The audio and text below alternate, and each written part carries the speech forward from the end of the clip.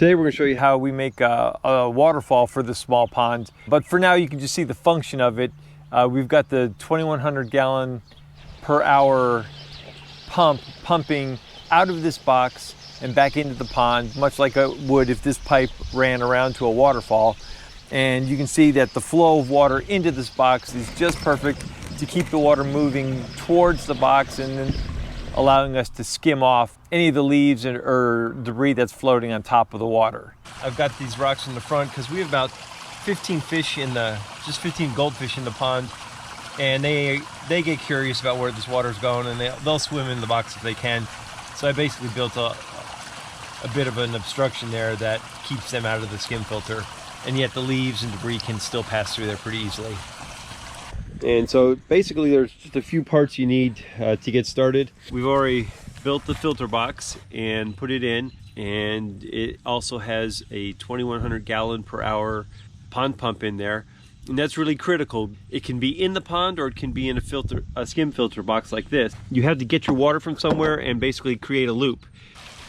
And so then after we had the pond pump in the filter box, we had to route the pipe around the back of the pond, out the peninsula, and to the waterfall. Actually building the waterfall is not too hard. As you can see here, what we've done is just stacked different layers of rocks so that we can get this cascading effect. And so I went to a local rock yard and picked those up, stacked them up, and that can be done in any way, shape, or fashion. But what I've done is use the smaller river rocks to separate the larger rocks. You know, just give it that staggered look. The last part of that is to connect this pipe where it ends here to the back of the waterfall. What I have here is, you know, basically a rubber boot that will connect to the pipe itself, and then that first bend is to bring it up to the first level there. Ultimately, I think I'm going to try to direct some of the water to the second level and some of the water to the top level. But first I want to see what kind of flow we get if we'll just kind of connect this like so and see where we sit. All right, so there we go. Got it on.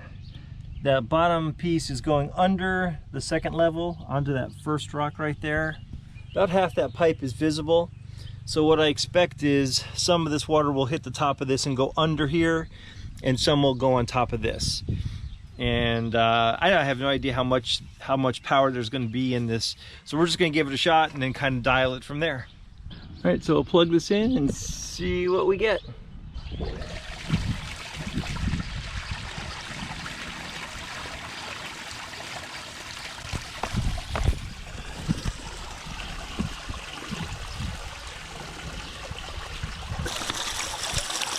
So not so much water is making it to the top shelf, so I think I'll try to get a 1-inch extension for that.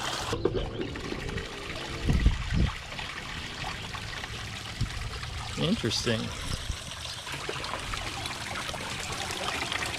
The water's just not quite coming up all the way there.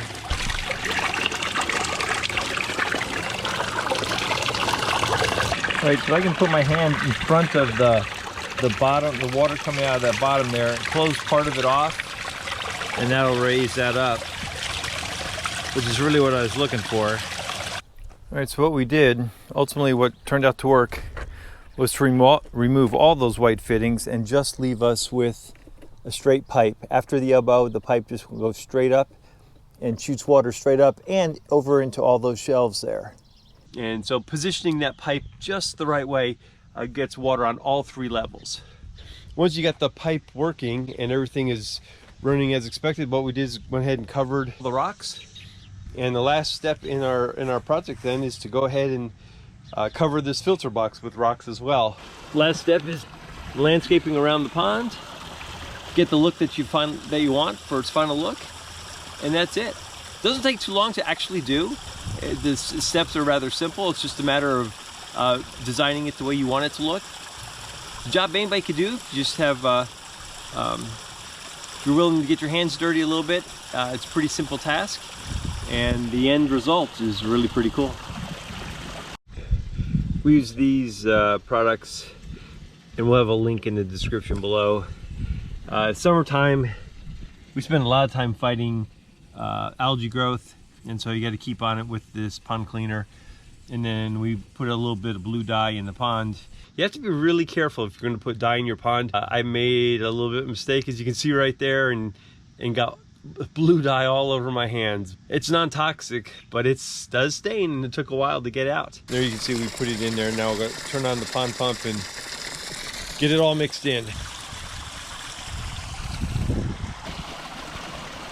This is the pond pump that we're using, Alpine Cyclone pond pump. We'll have a link in the description below if you're interested. The pond pump itself is a little expensive. Those are $100 or $120 for a 2,100 gallon pump, and that's probably the most expensive part of the pond. Second most expensive was the waterfall itself with the actual rocks. I think we spent about 60 bucks for those flat rocks. Hope this video helps. If you got anything out of it, give us a thumbs up. We appreciate it. Don't forget to subscribe. We've got lots of videos coming. Thanks a lot for watching, and we'll see you next time.